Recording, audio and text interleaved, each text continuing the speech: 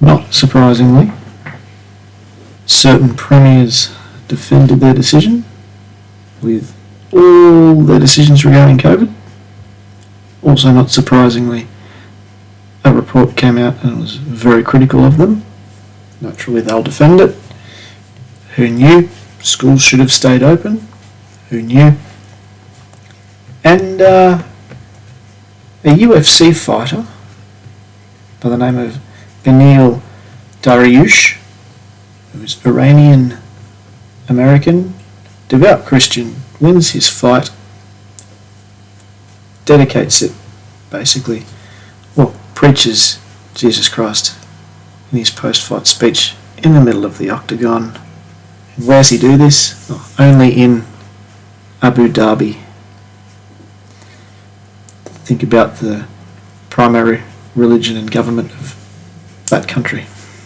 So, hey, welcome to Weekly Word and Christianity Out Loud. Bit of disagreement, I would say, with the content of last week's video, but you know what, I don't make any apologies for that. I've said before, that's my hill that I'm willing to plant my flag on.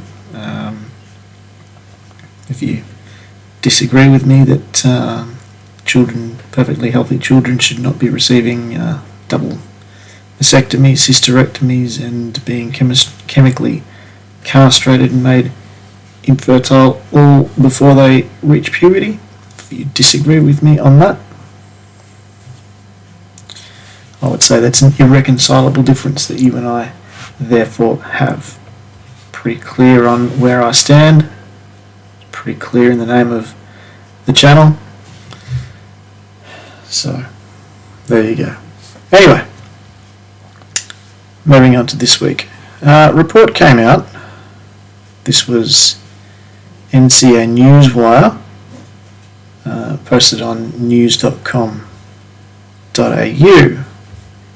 Queensland and Victoria premiers defend decisions after a damning review of Australia's COVID-19 response. Daniel Andrews and Annastacia Palaszczuk have pushed back against a damning review into Australia's COVID-19 response. Significant mistakes were made. Of course, Daniel Andrews dismissed it as purely academic, and Annastacia Palaszczuk said, well, I protected Queenslanders, and as usual, she just bucked past that straight back to the Chief Health Officer by saying, I stand by the decisions that the Chief Health Officer made at the time. You know, that unelected bureaucrat supposedly in charge of all public health decisions, facing absolutely no accountability whatsoever, earning a salary of, oh gosh, I can't remember, $500,000 a year or some absurd amount like that. You know, I'm not greedy, I'll do it for half. I also won't lock everybody down at the drop of a hat either. But, bit of a roundabout segue-y sort of, video tonight. I looked at those two reports and went, that's great. A lot of us suspected that these were ridiculous decisions being made to start with. But now it's all sort of come out in the wash, and most of the restrictions here, at least in Queensland, have just sort of very quietly flitted away and been removed without any fanfare. Although for some inexplicable reason, masks are still required in some places. Don't know why. If at this stage you're still wearing a mask, I probably can't help you. I'll pray for you is what I will do. These people are going to face absolutely no consequences for what they did. There was already seen that there is no accountability for their actions, and so what? If you look at the polls in Victoria, Daniel Andrews and his Labor government is probably about to romp in with another crushing electorate election victory. So if the opposition are that spineless and inept that they can't even mount a credible alternative against Daniel Andrews and his authoritarian rule of government, just kick them all out and go again. Everybody down in the Victorian Liberal National Party. If you can't mount a credible alternative to Daniel Andrews, you are useless. Go away, find something else to do. Our report came out today. I don't have the link for this, unfortunately, but the ambulance response time has just gotten exponentially worse under Daniel Andrews' governance, and the opposition is nowhere. And the thing I keep mentioning about children, why we now re-entering the age of child sacrifice for some reason. Pandemic review says schools should have stayed open. Well, of course they should have. Every statistic throughout the whole event just pointed to the fact that they should have stayed open, and it was utterly ridiculous. But on that, never before have I been so disappointed and disheartened with the corporate church, the church as a collective, and many, many, many Christians. I've never been so unhappy with, I'll say, a movement, for want of a better word. I was so unhappy. And particularly in the US, there wasn't many who defied all of these ridiculous laws, lockdowns, etc. But many of the ones who did were churches and religious institutions. And I thought, good. A man who I can take or leave on his theology, John MacArthur. Not criticising his theology, just we differ on some things. Kept his church open. Good on him. Well done, as he should have. He should not have bowed to earthly authority, which is what most churches here in Australia did, and what most Christians, anecdotally speaking of course, but what most Christians simply agreed with. I've not ever been that disappointed with a collective movement. I'm hearing you going child sex abuse and all of that, and I go, I hear you, but despite the media's proclamation of these events that were terrible and ordinary and horrible, they were not frequent, and they were committed by people rather than institutions. There was some institutional involvement in covering that up, expose it, get rid of all of them. I'm more than happy for that to happen.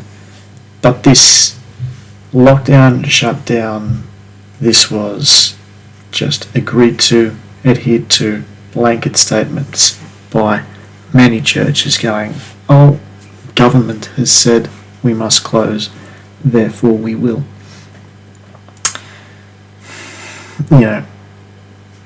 Which authority are they bowing to? Not a heavenly one in that instance. So, which then leads me to this chap by the name of Benil Dariush.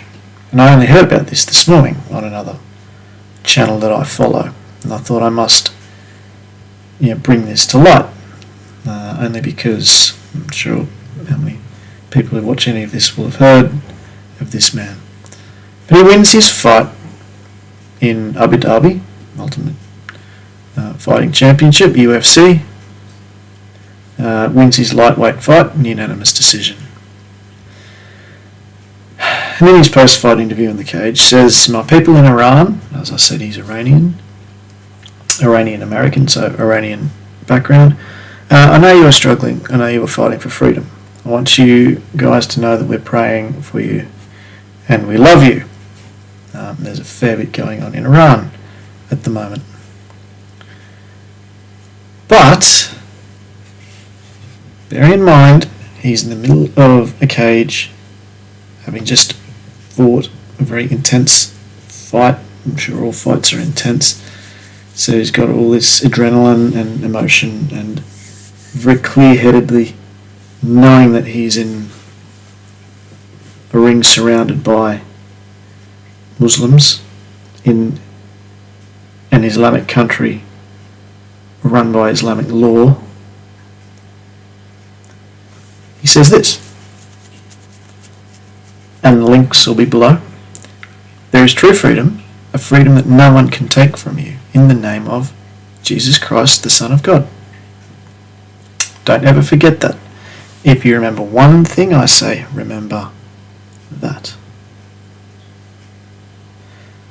So again, this is in the middle of a cage, having just fought in Abu Dhabi, surrounded by Muslims. We are not allowed to say something like that.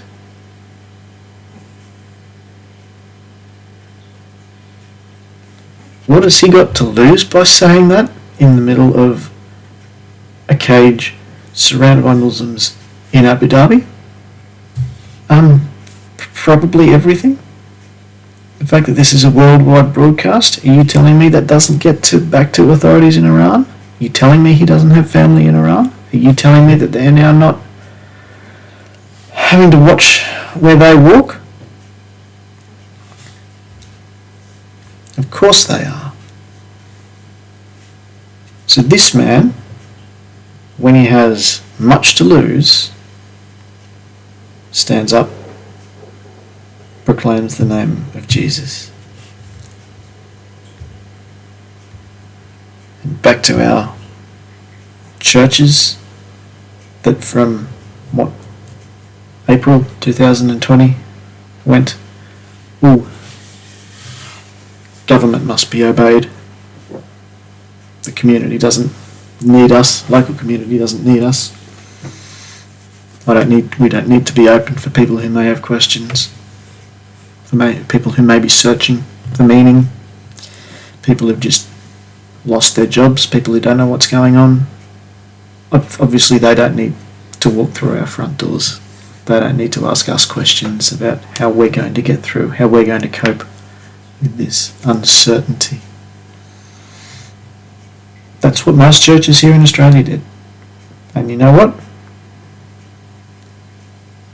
You need to do better. Okay? And this is not on a soapbox, because I'm as big a hypocrite as the next person. And if you scroll back through my past, there's plenty of times when I should have said something, didn't say something. Had the opportunity to say something, didn't say something. Okay? But now I am. Okay? Now I am. Go back and look at everything I've said. I never wanted to shut down. I never wanted to lock down. How dare we tell other people what to do with their businesses? How dare we tell other people, certain people, that they are essential and that they are not?